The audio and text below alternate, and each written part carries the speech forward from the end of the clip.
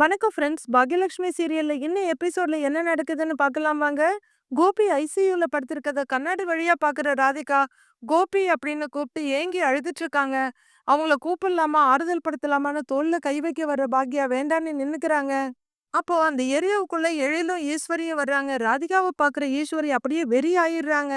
எழில திரும்பி பார்த்து, டேய் இதுக்கு தான் என்னை காஃபி சாப்பிட போலான்னு கூட்டிட்டு போனியா அப்படின்னு கோவமா கேக்குறவங்க வேகமா ராதிகா கிட்ட வந்து, நான் உன்னை அப்பவே கிளம்புன்னு சொன்னேன்ல, என்ன பண்ணிட்டு இருக்க இங்க அப்படின்னு சத்தம் போட்டுட்டு இருக்காங்க. என்னடா இதுங்கிற மாதிரி பாக்யா எழில பார்க்க, பாட்டியை ரொம்ப நேரம் புடிச்சு வைக்க முடியலமான்னு எழில் சொல்றாரு. உன் பார்வை பட்டாலே என் பிள்ளைக்கு ஏதாவது ஆயிடும் அப்படின்னு ஈஸ்வரி சத்தம் போட, அத்தை கொஞ்சம் அமைதியா இருங்கன்னு பாக்யா சொல்றாங்க. என்ன நீ புள்ளையும் கிள்ளி விட்டுட்டு தொட்டிலையும் ஆட்டி விட்டுட்டு இருக்கிற? ஆமா, இப்ப எதுக்கு இவள வர சொன்ன அப்படின்னு ஈஸ்வரி கேட்க, கோபி என்னோட ஹஸ்பண்ட். கோபிக்கு உடம்பு சரியில்லாம இருக்கும்போது நான் பார்க்க வரக்கூடாதா, இல்ல கூட இருக்க கூடாதான்னு ராதிகா கேக்குறாங்க. நல்லவ மாதிரி நடிக்காத. நீயும் உன் அம்மாக்காரையும் சேர்ந்து பண்ண சித்திரவதையில தான் என் பையன் இங்க வந்து படுத்திருக்கான். எங்க கூட இருந்த வரைக்கும் எவ்வளவு சந்தோஷமா எவ்வளவு ஆரோக்கியமா இருந்தான் தெரியுமா?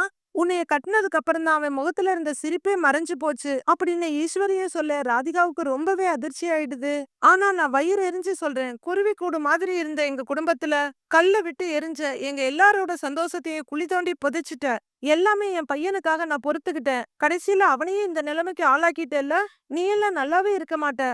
எல்லாத்துக்கும் கண்டிப்பா நீ அனுபவிப்ப அப்படின்னு ஈஸ்வரி பேசிக்கிட்டே இருக்க. அத்தை நீங்க பேசுறது ரொம்ப தப்புங்கிறாங்க பாக்யா. செலியனும் தடுக்க முயற்சி பண்றாரு. ஆனா ஈஸ்வரி அதெல்லாம் கேக்குறதா இல்ல. பெத்த வயிறு பத்திக்கிட்டு எரியுது. நீ இங்க நிக்காத, கிளம்பு.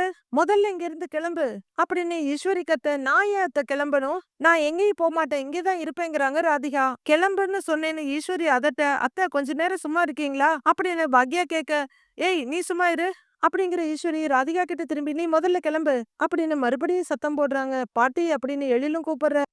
பாட்டி இவங்கள கிளம்ப சொல்றதுக்கு நம்மளுக்கு எந்த உரிமையும் கிடையாது அப்படின்னு எழில் சொல்ல. கோபி ஏன் பையன், எல்லா உரிமையும் எனக்கு தான் இருக்கு அப்படின்னு ஈஸ்வரி சொல்ல. நீங்க என்ன சொன்னாலும் சரி, நான் எங்கேயும் போக மாட்டேன்னு உறுதியா ராதிகா சொல்றாங்க.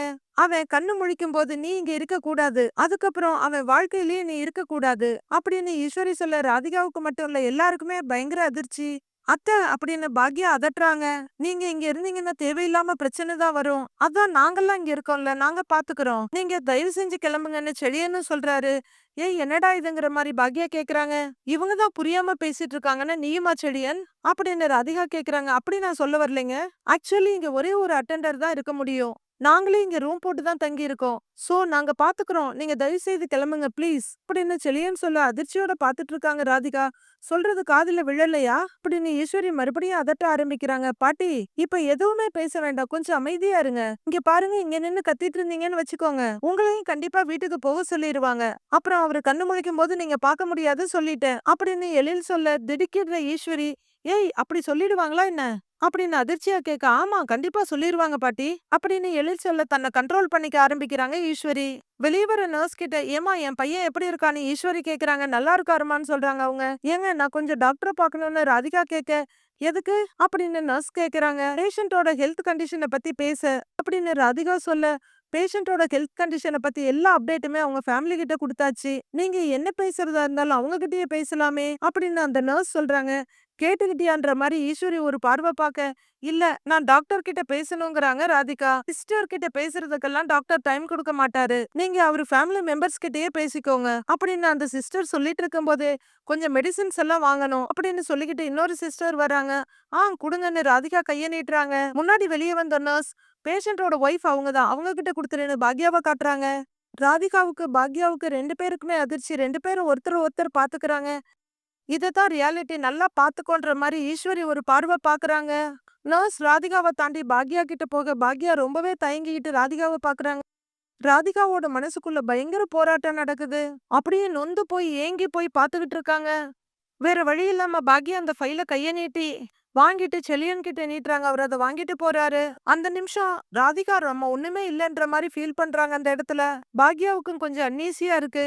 ராதிகா அப்படியே பேசாம திரும்பி போக, என்னடா இதுன்ற மாதிரி எழில் பார்க்க, அம்மா நீ பேசாம இருன்னு ஜாட காட்டுறாரு எழில்.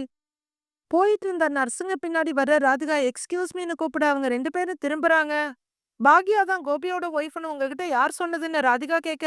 நேத்து ராத்திரி அவங்க தான் பேஷண்ட்டை கூட்டிட்டு வந்து அட்மிட் பண்ணாங்க.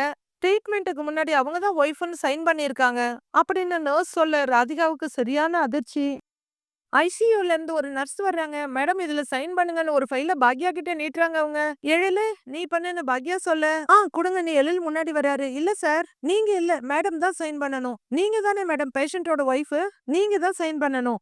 அப்படின்னு நர்ஸ் சொல்ல நானாங்கிறாங்க பாக்யா. ஆமா நீங்க தான் சைன் பண்ணணும். ட்ரீட்மெண்ட் ஸ்டார்ட் பண்ணணும். டைம் இல்ல மேடம் சீக்கிரம் சைன் பண்ணுங்க அப்படின்னு நர்ஸ் கேட்க அது அப்படின்னு பாக்யா தடுமாறுறாங்க. எழில் அம்மா பண்ணுமான்னு சொல்ல எப்படிடான்னு கேக்குறாங்க பாக்யா. அவருக்கு எதுவும் ஆகாது நீங்க பயப்படாம சைன் பண்ணுங்க அப்படின்னு நர்ஸ் சொல்ல அம்மா நீ என்ன யோசிக்கிறேன்னு எனக்கு புரியுது. ஆனா அதுக்கெல்லாம் இப்ப டைம் இல்லம்மா. நீ இப்ப இதுல சைன் பண்ணிருமான்னு எழில் சொல்றாரு. மேடம் சைன் பண்ணுங்க டைம் ஆகுது அப்படின்னு அந்த நர்ஸ் நீட்ட பேனா வாங்கி கையெழுத்து போடுறாங்க பாக்யா. பண்ணுமான்னு எழிலும் சொல்ல சைன் பண்ணி குடுக்குறாங்க. தேங்க்யூன்னு வாங்கிட்டு போயிடுறாங்க சிஸ்டர். இது அந்த சிஸ்டர் ராதிகா கிட்ட சொல்ல நிஜமாவே அவங்க கோபியோட ஒய்ஃப்னு சொன்னாங்களான்னு கேக்குறாங்க. நம்ப முடியாம மறுபடியும் நீங்க ஏங்க மேடம் இத்தனை கேள்வி கேக்குறீங்க அப்படின்னு அந்த நர்ஸ் கேட்க சொல்லுங்க ப்ளீஸ்னு கேக்குறாங்க ராதிகா. சொல்ல மட்டும் இல்ல சைனே பண்ணிருக்காங்க. பேஷண்டோட ஒய்ஃப் யாரு ஃபேமிலி யாருன்னு தெரியாம தான் டாக்டர் கிட்ட பேசணும்னு சொன்னீங்களா அப்படின்னு சொல்ற நர்ஸ் அங்க இருந்து போய்கிட்டே இருக்காங்க. ராதிகா தான் சிலையா அப்படியே நின்னுறாங்க. அவங்க தலையில இடி விழுந்த மாதிரி இருக்கு. அப்படியே மெதுவா நடந்து வந்து பாக்க எழில், பாக்யா, ஈஸ்வரி 3 பேரும் நிக்கிறாங்க. செடியன் வாங்கிட்டு வந்துட்டு இருக்காரு. சிஸ்டர் இந்தாங்க மெடிசின்ஸ் எல்லாம் இருக்குன்னு செழியன்கிட்ட தேங்க்யூன்னு அவங்க வாங்கிட்டு போறாங்க. படபடப்பா நிக்கிற ஈஸ்வரிய செழியன் ஆறுதல் பண்றதையும் பாக்குறாங்க. பாக்யா ஃபேமிலி இருக்க 4 பேரும் சேர்ல உட்கார்ந்துருக்க. ராதிகா தூரத்துல அப்படியே செவுத்தோட செவுரா நின்னுட்டு இருக்காங்க. பாட்டி டைம் ஆயிடுச்சு ராத்திரி ஆயிடுச்சு நீங்க வீட்டுக்கு போகலையான்னு எழில் கேக்குறாரு. இல்ல கோபிய பாக்குற வரைக்கும் அவன்கிட்ட 2 வார்த்தை பேசுற வரைக்கும் நான் இங்கேதான் இருப்பேன் அப்படின்னு ஈஸ்வரி சொல்றாங்க. ஒரு நர்ஸ் வேகமா வெளியே வர அம்மா அப்படின்னு அவங்கள கூப்பிட்டு பாக்குறாங்க. அவங்க ஆன்சர் பண்ணாம போகவே எழுந்து போய் தவிப்போட கோபியை பாக்குறாங்க கண்ணாடி வழியா. கண்ணுல கண்ணீரை தொடச்சிட்டு திரும்புற ஈஸ்வரி அங்க தூரத்துல ராதிகா நிக்கிறத பார்த்த உடனே பயங்கர கடுப்பாயி அவங்கள நோக்கி போறாங்க. அத்தை எங்க போறீங்கன்னு பாக்யா கேட்க நான் வந்துடுறேன் நீ என் பின்னாடி தயவு செய்து வந்துடாத அப்படிங்கிற ஈஸ்வரி வேக வேகமா ராதிகாவை நோக்கி வர்றாங்க. நீ இங்க இன்னும் எவ்வளவு நேரம் நிக்கிறதா உத்தேசம்? ஏன் நீ இன்னும் கிளம்பாம இருக்க அப்படின்னு ஈஸ்வரி ராதிகா கிட்ட கேட்டுட்டு இருக்காங்க. பாக்யா நின்னுட்டு இருக்கவங்கள பார்த்துட்டு அம்மா நீ உட்காருமா நான் பேசிக்கிறேங்கிறாரு எழில். மறுபடியும் பாக்யா வேற வழி இல்லாம உட்கார்ந்துக்கிறாங்க. தயவு செய்து புரிஞ்சுக்க. ஏற்கனவே என் பையனுக்கு போதும் போதுங்கிற அளவுக்கு கஷ்டத்தை கொடுத்துட்ட. மேல மேல கஷ்டத்தை கொடுக்காத.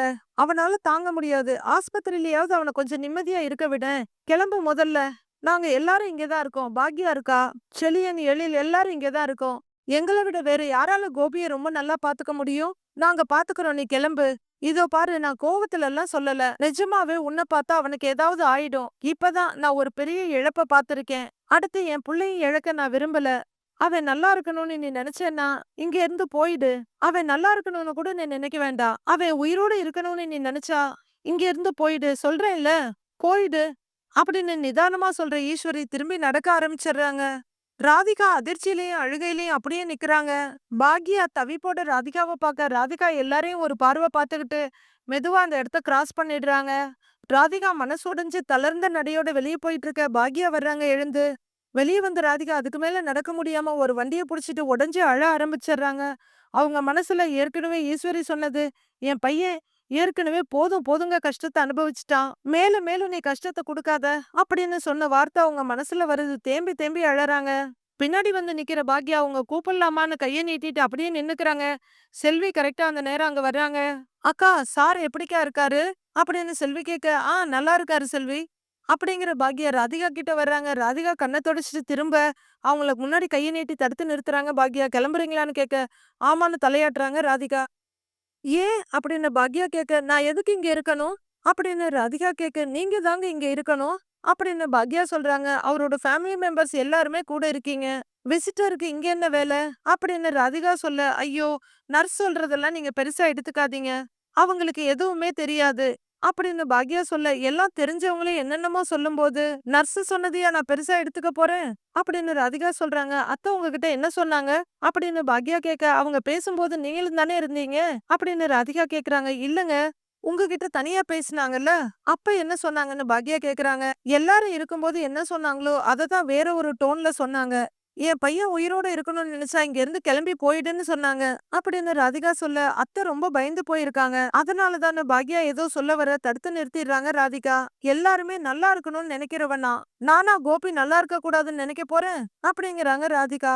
ஒருத்தங்க கோவமாவோ இல்ல வருத்தமாவோ இருக்கும்போது பேசுற வார்த்தைகளுக்கெல்லாம் முக்கியத்துவம் எல்லாம் கொடுக்க கூடாதுங்க அப்படின்னு பாக்யா சொல்ல, கோபிக்கு நிஜமாவே எந்த பிரச்சனையும் இல்லல்ல அப்படின்னு ராதிகா கேக்குறாங்க. இல்லங்க, சரியான டைமுக்கு பைபாஸ் பண்ணதுனால இப்ப எந்த பிரச்சனையும் இல்ல அப்படின்னு பாக்யா சொல்ல, நிஜமாவே சொல்றீங்களா இல்ல என்ன சமாதானப்படுத்த சொல்றீங்களான்னு ராதிகா கேக்குறாங்க. ஐயோ, நிஜமா தாங்க சொல்றேன்.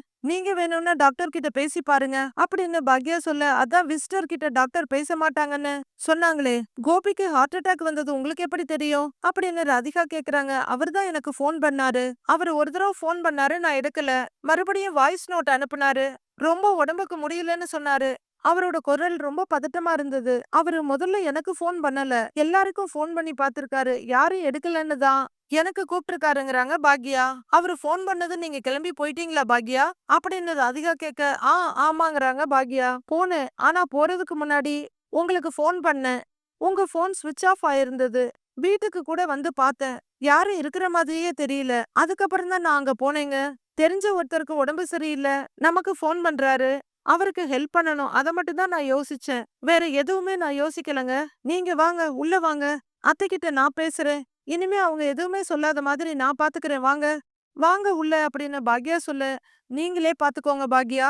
ஏதாவது தேவைன்னா எனக்கு கால் பண்ணுங்க அப்படிங்கிற ராதிகா நடக்க ஆரம்பிச்சிடுறாங்க. 4 ஸ்டெப் நடந்த ராதிகா திரும்பி, மறுபடியும் நீங்க எல்லாரும் ஒண்ணாயிட்டீங்கல்ல, ஒரே குடும்பமா ஆயிட்டீங்கல்ல, நான் தான் தனி ஆள் ஆயிட்டேன். யாரோ ஒருத்தி ஆயிட்டேன் அப்படின்னு ராதிகா ரொம்ப வருத்தத்தோட சொல்ல, அப்படிலாம் இல்ல ராதிகா அப்படின்னு பாக்யா சொல்ல, பாத்துக்கோங்க அப்படின்னு சொல்லிட்டு ராதிகா திரும்பி நடக்க ஆரம்பிச்சிடுறாங்க. என்ன பண்றது என்ன சொல்றதுன்னு தெரியாம பாக்யா நிக்கிறாங்க. பாக்யா ஒரு சேர்ல உட்கார்ந்துட்டு இருக்க. பக்கத்து சேர்ல வந்து உட்கார்ற செல்வி, அக்கா நாளைக்கு ரூமுக்கு மாத்துறாங்களாம். இப்பதான் நர்ஸ் புள்ள வந்து சொல்லிட்டு போச்சு அப்படிங்கிறாங்க. பாவ செல்வி ராதிகான்னு பாக்யா சொல்ல, அக்கா என்னவா அடுத்த வேளை சாப்பாட்டுக்கு துணிமணி கூட வழி இல்லாம இருக்காங்களாக்கும். பாவங்கிறாங்க செல்வி.